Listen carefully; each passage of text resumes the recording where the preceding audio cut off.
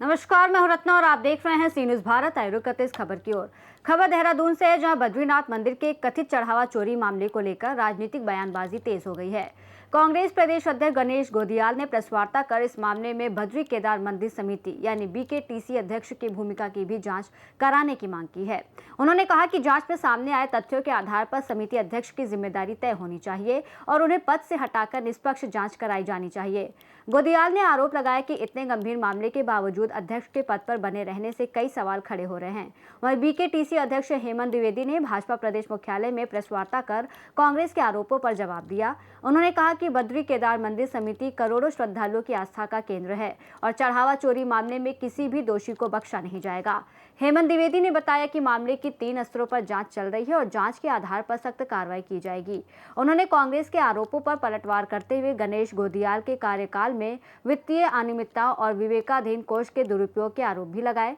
मामले में बीकेटीसी अध्यक्ष ने कहा कि अध्यक्ष पद संभालने के बाद उन्होंने समिति के किसी भी धन का निजी उपयोग नहीं किया और मामला सामने आते ही समिति की ओर से तत्काल कदम उठाए गए। मैं सभी पत्रकार साथियों का स्वागत अभिनंदन। श्री बद्रीनाथ जी में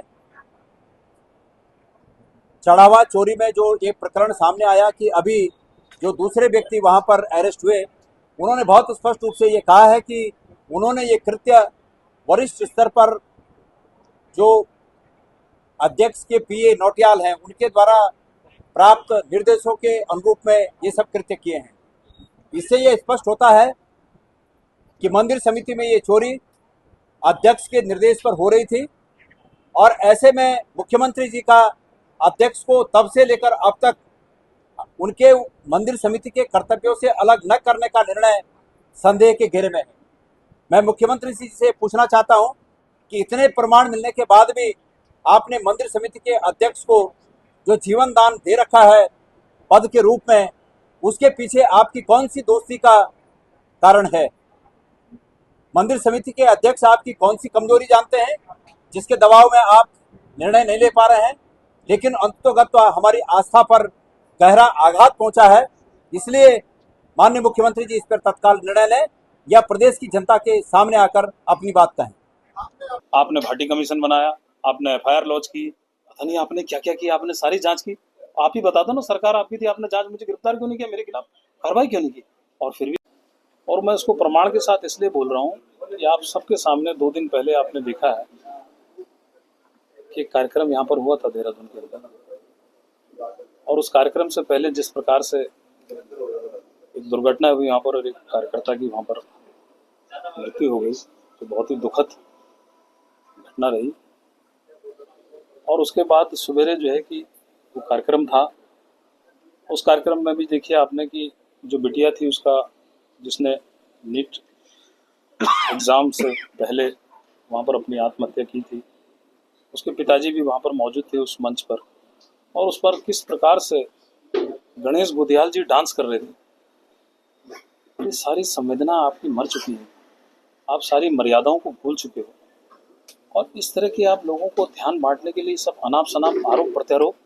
आपके पास अगर पुख्ता प्रमाण है, 2012 के बाद में जब मैं टीडीसी से हटा था, मैं स्वयं हटा था टीडीसी से, तो टीडीसी के आपके पास, आपकी तो सरकार आई थी उसके बाद, और विधानसभा के आपके सदस्यों के माननीय इंदिरा हृदय जी उस समय इसकी सदस्य थी, उन्होंने जो है कि इनकी अध्यक्षता में एक कमेटी बनी थी, उसमें बहुत सारे विधायक थे। आपने भाटी कमीशन बनाया, आपने एफआईआर लॉन्च की, पता नहीं आपने क्या क्या किया, आपने सारी जांच की। आप ही बता दो ना, सरकार आपकी थी, आपने जांच, मुझे गिरफ्तार क्यों नहीं किया, मेरे खिलाफ कार्रवाई क्यों नहीं की? और फिर भी मैं आज कह रहा हूँ कि आपके पास प्रमाण है, तो न्यायालय, देश की न्यायपालिका पर तो सबको भरोसा है ना, आप जाइए न्यायालय में। तो ये अनर्गल बयानबाजी करके लोगों का ध्यान बांटने के लिए राज्य के पूरे देश दुनिया से कांग्रेस को नकार चुकी है। कांग्रेस पूरी तरह से जो है कि इस समय आपको दिख नहीं रहा है कि चिमटी से ढूंढ के नहीं मिल रहे हैं कांग्रेसी, और किस तरह की वो बयानबाजी कर रहे हैं, इस राज्य के अंदर लोगों को भ्रमित कर रहे हैं, जिनकी गाथा मैंने आपको बताई कि किस प्रकार से उन्होंने मंदिर समिति को लूटा। 5 साल 4 महीने के कार्यकाल में राज्य बनने के बाद में सबसे लंबे समय तक का कार्यकाल उनका रहा है, जबकि एक्ट में प्रावधान है 3 साल का। तो उनके बारे में मैं कितना कहूँ, उनके बारे में तो इतना पुलिंदा है।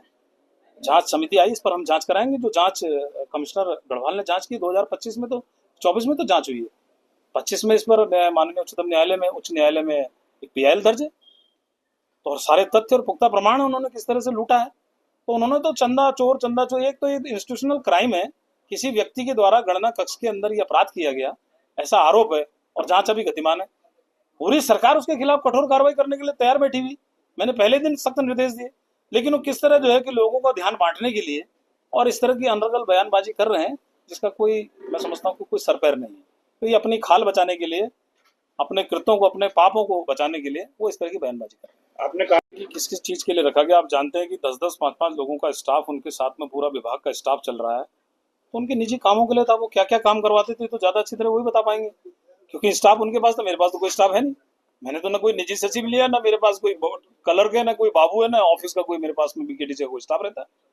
मैंने तो सबको कहा आप जाइए और मंदिर की ड्यूटी करिए, फील्ड की ड्यूटी करिए। उसमें एक रोस्टर बनता है, उसमें ये बार बार एक पॉइंट बना के कि साहब उन्होंने भेजा, वो ले गए, अपने साथ पकड़ के ले गए। उनको कोई और ऐसा कोई मुद्दा नहीं मिल रहा। इसको जिस तरह से राजनीतिक रूप देने की कोशिश करें, तो ये सारा स्टाफ, भारी भरकम स्टाफ, गाड़ियां, ये सब उनकी अपना राजनीतिक, उनकी विधानसभा, उनके जितने भी अपने काम कारोबार, डेयरी, स्कूल, विद्यालय, गाय भैंस जो था, ये वहाँ अपने अपने व्यक्तिगत उस पर उनको लगाते होंगे काम।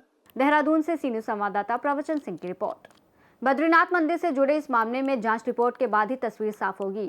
फिलहाल इस मुद्दे को लेकर उत्तराखंड की राजनीति में बयानबाजी तेज हो गई है। इस रिपोर्ट में इतना ही। देश और दुनिया की तमाम बड़ी खबरों के लिए देखते रहिए सी न्यूज़ भारत।